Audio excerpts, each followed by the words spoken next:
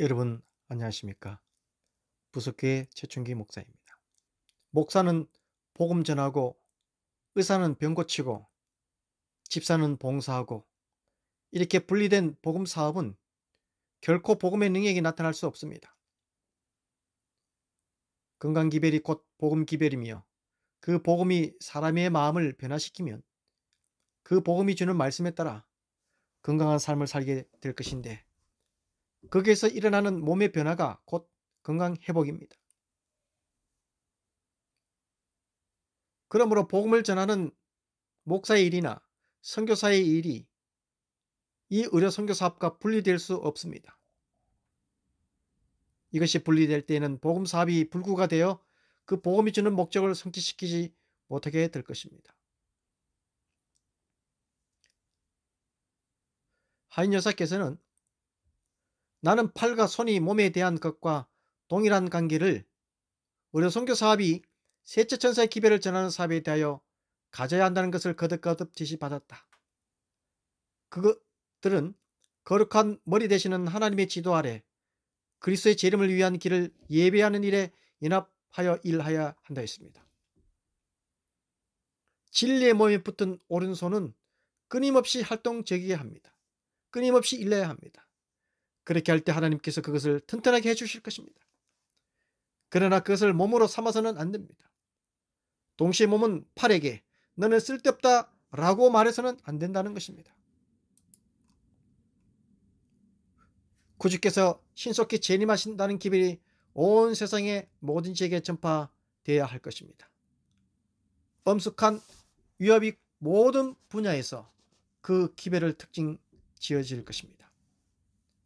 큰 포도원은 경작되어야 하며 현명한 농부는 모든 부분이 열매를 맺을 수 있도록 일할 것입니다. 만일 의료 선교 사업에 있어서 진리의 산 원칙이 순결하게 보존되고 그 빛을 흐르게 하는 어떤 것에 의하여 더럽히지 않을 것 같으면 주님께서는 그 사업을 관장하실 것입니다. 만일 무거운 책임을 맡은 자들이 진리의 원칙에 대하여 진실하고 확고하게 설 것 같으면 주님께서는 그들을 지지하고 도와주실 것입니다. 증언보감 2권 528쪽 이 시대를 위한 진리는 전체적인 복음을 포함한다. 올바르게 제시되면 그 진리는 마음의 역사하는 하나님의 은혜의 능력이 분명히 드러날 바로 그런 변화를 사람에게 이루어 줄 것이다. 그 진리는 완전한 사업을 할 것이며 완전한 사람으로 성장시킬 것이다. 그러므로 참된 의료 선교 사업과 복음 사업을 구별하는 선을 긋지 않도록 하라. 모든 것이 갖추었으나 오라는 초청을 함에 있어서 이 둘은 연합해야 한다. 그것들은 팔이 몸에 붙어 있는 것처럼 분리될 수 없는 연합으로 묶여져 있다 하였습니다.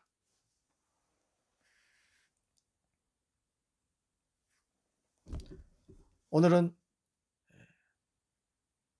우리 주변에는 가정 요양원이 필요하다는 것입니다. 천연계의 법칙을 분명히 해서 그 법칙을 순종하도록 격려하는 것은 주님의 오심을 위하여 백성을 준비시키는 셋째 천사의 기별과 병행하는 사업이라 하였습니다.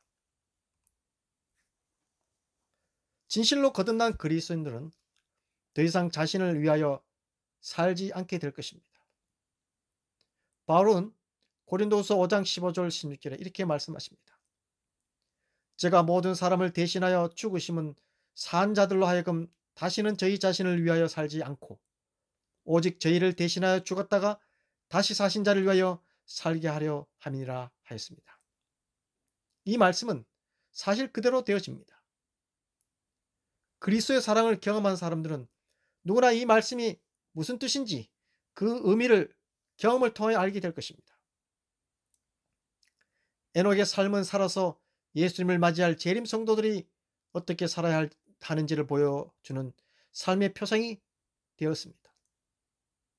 에녹의 가정은 배고프고 병든 영혼들에게 봉사하며 자기가 믿는 하나님의 삶을 통하여 전하는 가정 요양원의 모범이 되었습니다.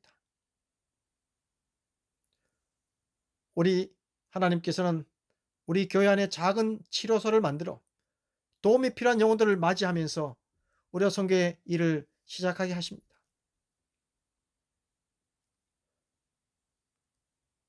그들이 복음을 받고 건강을 회복하는 곳으로 성장시켜 주실 것이며 우리 선교사들을 양성시키기 위해 저는 빗뜸 사랑 봉사단을 조직하여 교회와 지역사회 복음 사업에 전념하고 있습니다. 물질 세계나 영적 세계를 막론하고 받은 것을 나눌 때에 더욱 부유하게 되는 것은 하나님이 세우신 사랑의 법칙입니다. 한 아이의 도시락을 예수님께 드렸을 때 수천 명이 먹고도 남은 그 이적은 지금도 여전히 그분의 일입니다. 천리길도 한 걸음부터 시작하듯이 하나님의 말씀이 주는 세미한 음성이 들려올 때에 즉시로 순종한다면 그 빛은 점점 더 밝아질 것입니다. 뿐만 아니라 하나님께서는 그 일을 통하여 우리가 도무지 상상할 수 없는 결과를 거두게 해 주실 것입니다. 신앙은 삶이며 그 삶은 우리가 누구를 믿고 따르는지를 보여주는 열매입니다. 가정에서부터 시작되는 또 교회의 작은 곳에서 사람들을 치료하고 봉사할 때 거기에서 일어날 때 이것을 세상에 비치는 빛이 되어서 하나님의 계명과 예수 믿음을 지키는 백성들이 어떠한 삶을 사는지를 보여주는 증거가 될 것입니다.